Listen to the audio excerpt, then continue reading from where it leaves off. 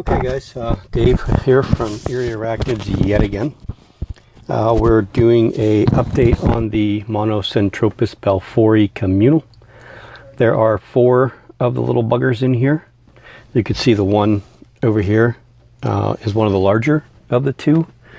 The other large one just crawled underneath the rock from the back side there, where you could see where my shadow is right there. Crawled in there. Here's the tiny one, and there is the, I call the medium-sized one, I guess. We're going to drop some crickets in here and see what transpires. Now, they have been much more active in this enclosure than they were in the other. They got the product of a little bit more room. They had no webbing, so they actually had to work. There's that guy there. So you want to try and feed them a little more often than what you would a non-communal. And I think that's kind of why they grow better and quicker, because you are feeding them a little bit more to maintain prey items for them in their communal, so that they're not trying to munch on each other. I have not heard of anybody, honestly, that has a balfouri communal that has had problems with cannibalism. So there's 5 crickets in here. We're going to dump them all in there. They were the last 5 I had. Now, as you could see, you saw in the Brachypalma albopilosum video, I used my red runner roaches, which that colony's actually really taken off lately. Oh, there goes one. We did get one feeding there. Maybe it'll come down. I don't know. I have yet to see them share prey. Like maybe the bigger ones killing something and the littler ones feeding off of it, or it's dragging it to them. But you could see the cave directly in front of you, just off to the left, which would be right around the, I guess, the 1 o'clock position on your screen. That is a burrow with a half cork round or a cork round in there. It's a piece of cork bark that's in there. It goes all the way back to the back corner of the enclosure, and they have really started to web the front, as you can see. We're into this, about a week, 2 weeks at the most, these guys being in here. I should have written down, I mean, I can go back and look at the video. I'm pretty sure it's not more than 2 weeks. I really want to say I redid these guys last weekend, but yeah. So you got here, this is funny. So you had 1 cricket go in the hole there, and 4 crickets drinking water. So they're going to drink all the balfouri's water, which will load them up with liquid for them to eat, which is not that big of a deal. And these guys were actually fed carrots the other day too. I can't believe they're this crazy thirsty, but yeah, 4 out of the 5 went in there. 1 cricket has already been engulfed. I don't think we can see down inside the burrow there, but that, you can see they utilize that rock structure that I put in there. They do move in and out of the other cave there. I like the way that they're actually webbing this up. It looks really, really cool. It looks cool on the camera here, to be honest with you. I'm looking through it. It kind of looks, that dark spot, the way that the shade is with the plant going over top of it, shades that burrow real nice. So I'm sure once those wonderful crickets decide to move out, we may get somebody else to decide to eat. I honestly have watched these guys now since I've had them together for, I don't know how long I've had them together. When did Vlad send these? In the fall? Early fall, I think. Maybe even late summer. So they've been together for a while. 3 of them came, and 1 was by itself. The one that I had that was by itself was smaller than the ones that came to me, which kind of strikes me as odd, because usually you don't want to get rid of these guys till their 2nd or 3rd instar, usually 3rd or 4th instar actually, before you start selling them off. And I know the one just didn't grow very well, but It's doing well here, and I don't know if it's that one, the small one there, or not. I really couldn't tell you because, you know, it's kind of hard to tell them apart. But the other three seem to be relatively close to the same size, and that one there seems to be a tad bit smaller than the rest of them. I have not really gotten close-ups eventually, but the browsing that I did do, that one that's moving right there, looks to be female to me. The one that you saw out on the side over here also looked to be female to me. The small one I can't tell because we're real dark in the abdomen there, so I'm assuming that one will molt sometime soon. And the other one, when they was up here, honestly, that one also looked female to me. And that would be my luck. I do have one male, but he'll mature before these ones do, maybe. That would be my luck in the communal, what I would get 4 females. So, I don't know. We'll see. We'll just have to wait as they go, you know, until we start finding some molts here or there. They don't tend to bring them out. They kept them buried in the last enclosure. So I know that there were, you know, 4 or 5 molts that were in there. But they were all crinkly and old and unsexable. I couldn't even spread them apart. They were just too beat up. So, not that it's extremely important at this point to know, because you still have a couple years before they would even be ready to mate, and they would be in a much bigger enclosure than what you see here. I'm not even sure if the basketball thing might work for them as a minimum. But I would probably lean more towards, I don't know. We may have to get something made for these guys when they actually start to grow some.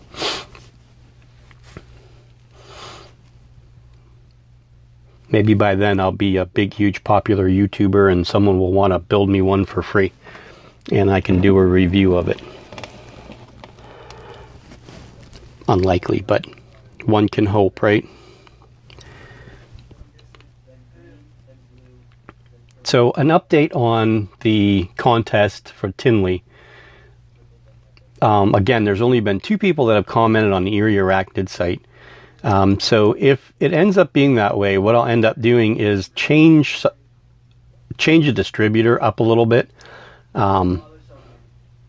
between fear not tarantulas and mostly reptiles, and then I can use my points for fear not tarantulas for something different at a different show or something to do another giveaway. I'm not sure that Tanya has any Lasiodora paraibonas left. I have to talk to her. You know, I want to make sure that it's all set and ready to go 2 weeks before Tinley, which is coming up real soon. I'm not sure the date exactly, but I think the Tinley show is sometime in mid-March. And now that these crickets are wandering a little bit, we'll give these guys a little bit of time.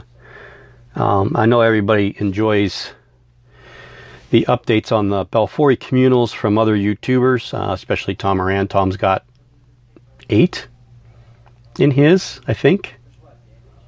8 or 9. And Petco has 7, I think, in his. I can't really be sure.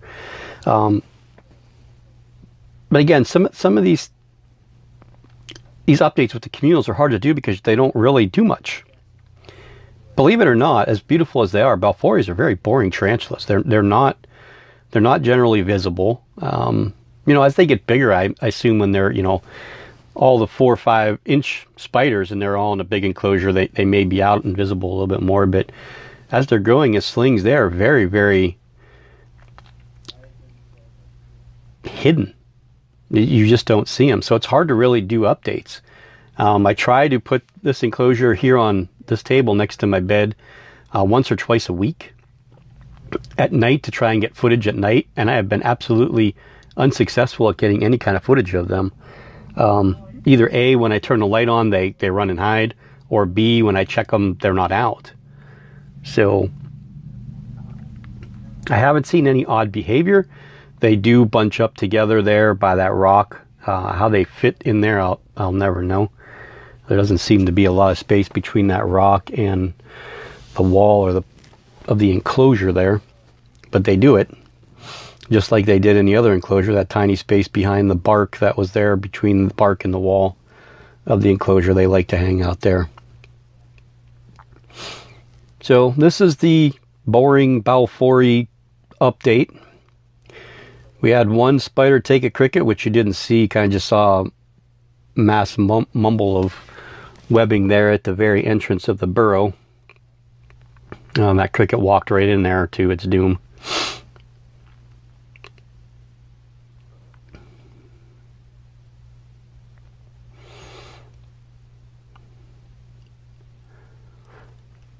And this is generally what happens. I feed them. Crickets are here all night long. I wake up the next day and they're all gone. So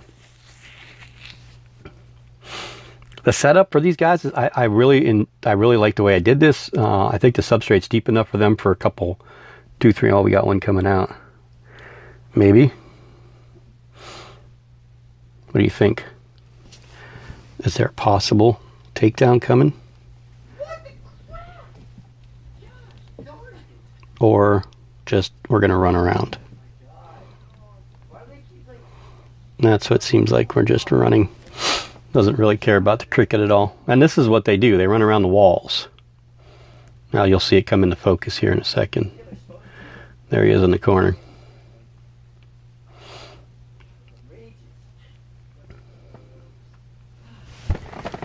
This was one of the 2 that were in the back there behind the rock. This is the quote-unquote medium-sized.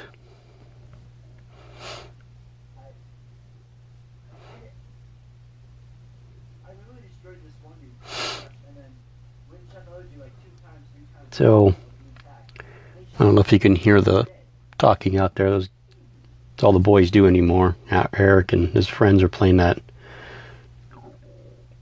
Fortnite or something like that. I don't know what the heck that game is that they're playing. He's on it all the time now.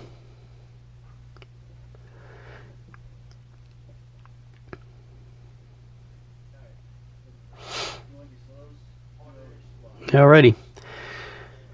So I'll watch him a little bit longer, and if one happens to grab a cricket and decides to, you can see he's webbing with this one, or she's webbing as she goes all the way around the enclosure.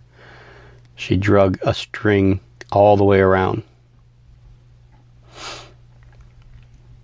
And if you know, this is something that if you are interested in doing a communal, I don't know that I would do it with less than 3 or 4. I mean, you know, I know a couple people have done it with just 2.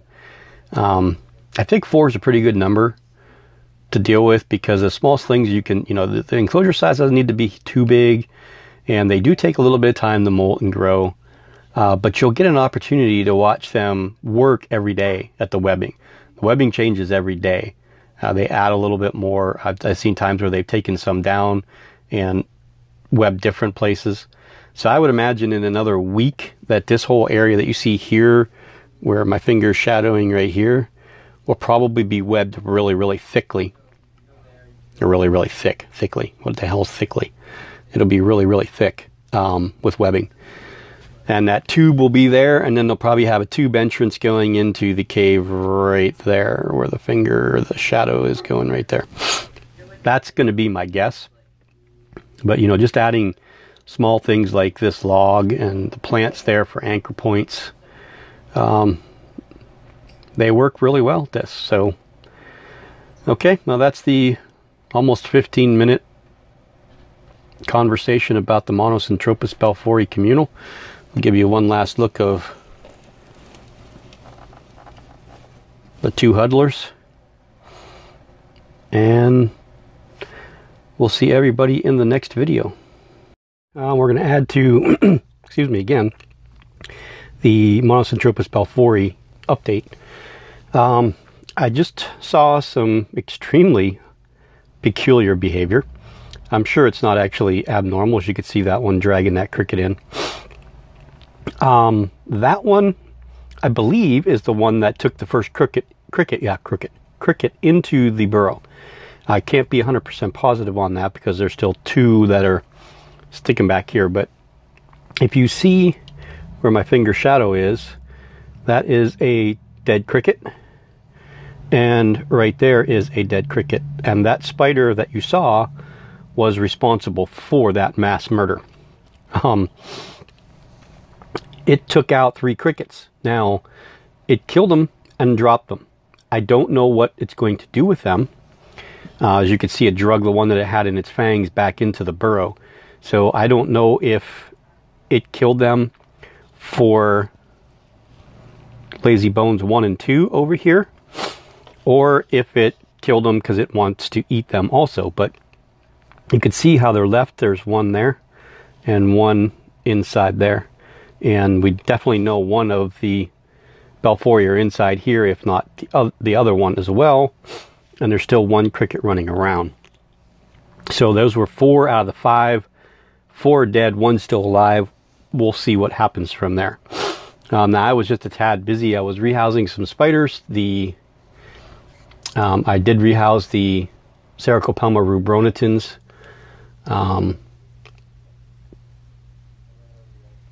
The Ephebopus murinus, and you guys saw the Grammostola pulchra. We also rehoused that character. That is the Phonopelma simani juvenile. He's been kind of lethargic lately and wasn't doing much of anything. Hasn't been eating, hasn't been drinking water very much. He was very placid getting him out of here. We did get him to the water bowl. He did seem to sit there for a minute or two and then moved over to this spot. So we're going to have to keep an eye on this guy. But I wanted to give him something deeper to dig in than what it was in, which was this. Okay, and this is going to be the base substrate for the female Neoholothele insae. We're going to move in here, get her out of that rectangle enclosure and put her in this square enclosure. So we'll have to keep an eye on this dude here and see how he does. So yeah, I just wanted to show you guys real quick the balfouri behavior, just because I just witnessed it. Not even, I wished I could have got the camera quick enough to watch him take down those crickets, because he actually was chasing, and the one that he chased all the way over to here before it grabbed it, and then drug it back over to here where it was starting to eat it. Then it, again, pulled it back into the burrow. Okay, well, that's just add on to what we did before, and yeah, we'll see you guys soon.